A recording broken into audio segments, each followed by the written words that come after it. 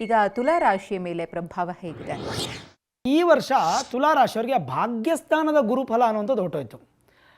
ಅಂದರೆ ಗುರುಬಲ ಹೋಯಿತು ಅಂತಲೇ ನೇರವಾಗಿ ಹೇಳ್ಬೋದು. ಮುಚ್ಚಿಡೋದು ಅಥವಾ ಕನ್ಫ್ಯೂಷನ್ ಮಾಡೋದು ಬೇಡ ಜನಕ್ಕೆ. ತುಲಾ ರಾಶಿಯವರಿಗೆ ಒಂದು ವರ್ಷದಿಂದ ಇದ್ದಂಥ ಅತ್ಯಂತ ಬಲಿಷ್ಠವಾದ ಗುರುಬಲ 9ನೇ ಮನೆಯ ಗುರುಬಲ ಅನ್ನುವಂಥದ್ದು ಹೋಯಿತು. ಈಗ ಗುರು 10ನೇ ಮನೆಗೆ ಬಂದುಬಿಟ್ರು. 10ನೇ ಮನೆಗೆ ಬಂದಾಗ ನೆಗೆಟಿವ್ ಅಂತಂದರೆ ಗುರುಬಲ ಇರಲ್ಲ ಅಷ್ಟೇ, ಆದರೆ 10th ಹೌಸ್ 10ನೇ ಮನೆ ತುಂಬ ಸ್ಟ್ರಾಂಗ್ ಆಗಿರುತ್ತೆ. ಯಾವ ಥರ? ವೃತ್ತಿ ಜೀವನದಲ್ಲಿ ತುಂಬ ಚೆನ್ನಾಗಿರುತ್ತೆ. ಅಂದರೆ ಇಷ್ಟು ದಿನ ನಿಮಗೇನು ವೃತ್ತಿ ಜೀವನದಲ್ಲಿ ನಡೀತಾ ಇತ್ತೋ ನೆಕ್ಸ್ಟ್ ಇನ್ನೊಂದು ಸ್ಟೆಪ್ ಮೇಲೆ ಹೋಗುವಂಥ ಸಾಧ್ಯತೆ ಇರುತ್ತೆ ಹೊರತು ಕೆಳಗಿಳಿಯುವಂಥ ಸಾಧ್ಯತೆ ಇಲ್ಲ.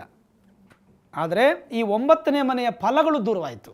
ಯಾವ ಥರ ಅಂತ ಹೇಳ್ತೀನಿ. ಈಗ ಏನಾದರೂ ಒಂದು ಶುಭ ಕಾರ್ಯಕ್ಕೆ ಪ್ರಯತ್ನ ಪಟ್ಟಿದ ತಕ್ಷಣವೇ ತುಲಾರಾಶಿಯವ್ರಿಗೆ ಇಷ್ಟು ದಿನ ಈಸಿಯಾಗಿ ಆಗ್ತಾಯಿತ್ತು. ಇನ್ನು ಮುಂದಕ್ಕೆ ಅದು ಕಷ್ಟ ಆಗುತ್ತೆ. ಆಮೇಲೆ ಒಂದು ಮಗಳಿಗೋ ಮಗನಿಗೋ ಒಂದು ಕಾಲೇಜ್ ಫೀಸ್ ಕಟ್ಟಬೇಕು, ಅಥವಾ ಮದುವೆ ಮಾಡಬೇಕು, ಅಥವಾ ನೀವೇ ಒಂದು ಮನೆ ಕಟ್ಟಬೇಕು ಅಂತ ಹಣದ ವ್ಯವಸ್ಥೆನ ಏನು ಮಾಡ್ಕೋಬೇಕೋ ಇನ್ನು ಮುಂದಕ್ಕೆ ಸ್ವಲ್ಪ ಕಷ್ಟ ಆಗುತ್ತದು. ಕಷ್ಟ ಆಗುತ್ತೆ. ಇಷ್ಟು ದಿನ ಸುಲಭ ಆಗ್ತಿತ್ತು. ಆದರೆ ಗುರುಬಲ ಹೋಗ್ತಾ ಇರೋದ್ರಿಂದ ಸ್ವಲ್ಪ ಮಟ್ಟಿಗೆ ಹುಷಾರಾಗಿರಬೇಕಾದಂತೂ ನಾನು ಭಾಳ ಸ್ಪಷ್ಟವಾಗಿ ಹೇಳ್ತೀನಿ. ಆರೋಗ್ಯ ಅಂತ ಬಂದಾಗ ತುಲಾರಾಶಿಯವರಿಗೆ ಈ 6th ಹೌಸು 6ನೇ ಮನೆ ತುಂಬಾ ಇಂಪಾರ್ಟೆಂಟ್ ಆಗುತ್ತೆ.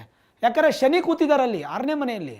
6ನೇ ಮನೆಯಲ್ಲಿ ಶನಿ ಕೂತಿದ್ರೆ motion related problem, urinary infections, ಈ ಥರ ಸ್ವಲ್ಪ ತೊಂದರೆಗಳು ಬರುವಂಥದ್ದು, ಇನ್ಫೆಕ್ಷನ್ಗಳು ಜಾಸ್ತಿ ಆಗುವಂಥದ್ದು. ಅದಕ್ಕೆ ನೀವು ಸ್ವಲ್ಪ ಹುಷಾರಾಗಿರಬೇಕು. ಇಮ್ಯುನಿಟಿ ಪವರನ್ನು ಹೆಚ್ಚು ಮಾಡ್ಕೋಬೇಕು. ಆರ್ಥಿಕ ಪರಿಸ್ಥಿತಿ ಹೇಗಿರುತ್ತೆ ಗುರುಗಳೇ? ಇನ್ನು ಮುಂದಕ್ಕೆ ಸ್ವಲ್ಪ ಸ್ಟ್ರೆಸ್ ಜಾಸ್ತಿ ಇರೋದ್ರಿಂದ ಆರ್ಥಿಕವಾಗಿ ಒಂದು ಸ್ವಲ್ಪ ಸಣ್ಣ ಪುಟ್ಟ ಸಮಸ್ಯೆಗಳಾಗುತ್ತೆ. ಬಿಟ್ಟರೆ ಒಟ್ಟಾರೆ ಚೆನ್ನಾಗಿದೆಯಮ್ಮ ತುಲಾರಾಶಿಯವ್ರಿಗೆ ಏನು ತೊಂದರೆ. ಬಟ್ ಗುರುಬಲ ಅನ್ನೋಂಥದ್ದು ಇಲ್ಲ. ಪರಿಹಾರ ಗುರುಗಳೇ? ಪರಿಹಾರ ಖಂಡಿತವಾಗಲೂ ಮಾಡಿಕೊಳ್ಳೇಬೇಕಾಗುತ್ತೆ.